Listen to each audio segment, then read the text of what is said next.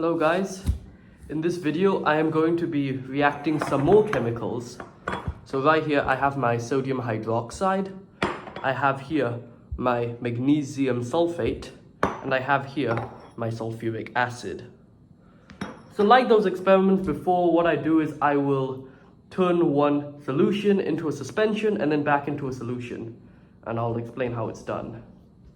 So you see right here is magnesium sulfate heptahydrate, which has been dissolved in water. You may also call it Epsom salt or bath salt. There's still a little bit of residue at the bottom, but that's because the magnesium sulfate I used is not pure. I could use filter papers to filter it out, but I'm too lazy to do that. Right here is my very concentrated sodium hydroxide. I got it in the form of drain cleaner.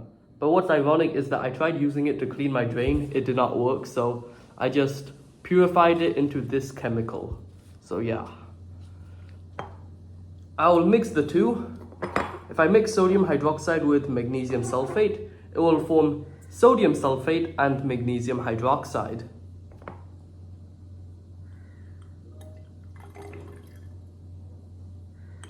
Hence you can see that there's a precipitation. It may seem like the volume of magnesium sulfate is so much higher than sodium hydroxide. Well, that's because the magnesium sulfate I'm using is rather dilute because it's not that soluble in water. But sodium hydroxide, it dissolves super fast.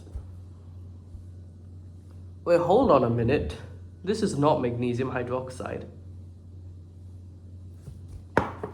Sorry, I'm kidding. It is magnesium hydroxide. What was I gonna say, huh? Don't type anything in the comments. I wasn't gonna say anything. Anyway, so seeing that there's this white precipitation of magnesium hydroxide, I am going to be dissolving it using this sulfuric acid. So if I mix magnesium hydroxide with sulfuric acid, it will transform back into magnesium sulfate and water.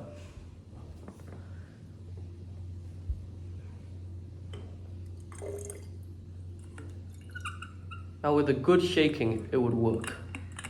I'd be really disappointed if the precipitate doesn't fully dissolve because that means that I did not get enough sulfuric acid. I'm gonna have to collect more. I'd be like, oh, that's annoying. Now don't question how the heck I managed to acquire sulfuric acid. That's not important. Oh my goodness, I can feel the solution heating up. But that makes sense. When you react an acid with a base, it does heat up. Now as you can see, the precipitate is dissolving. It is dissolving a lot. I'll shake it again.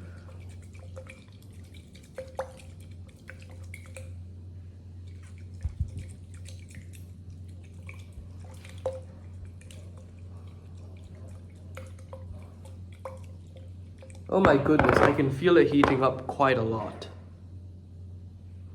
My hands start to hurt. But that does not matter at all. I'm wearing gloves. These are nitrile gloves, and these are really effective. If you guys have any use on magnesium sulfate, please let me know.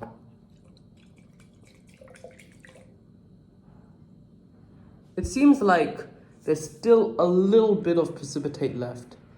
I would go collect a little more sodium bisulfate so that I won't have to use more sulfuric acid.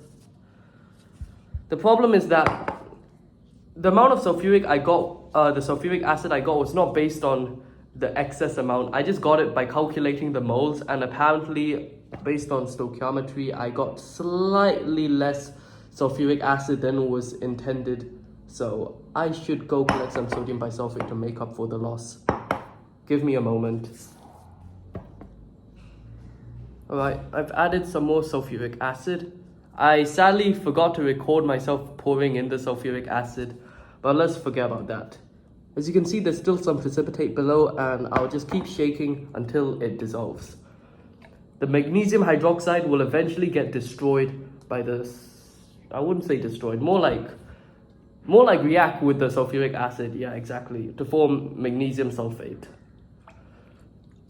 I don't know, but the water looks a little bit white. It looks a bit suspicious, but that should not be a problem.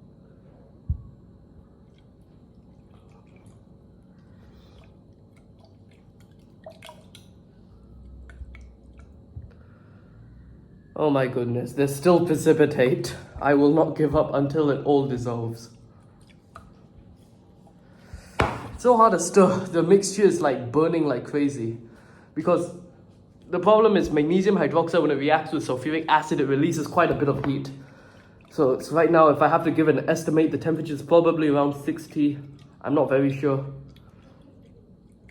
Luckily, my gloves are providing some insulation against the heat.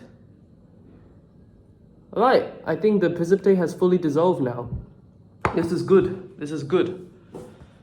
So what you saw was basically, I poured, okay, not sulfuric acid. I poured magnesium sulfate with sodium hydroxide. It reacted to form sodium sulfate and magnesium hydroxide.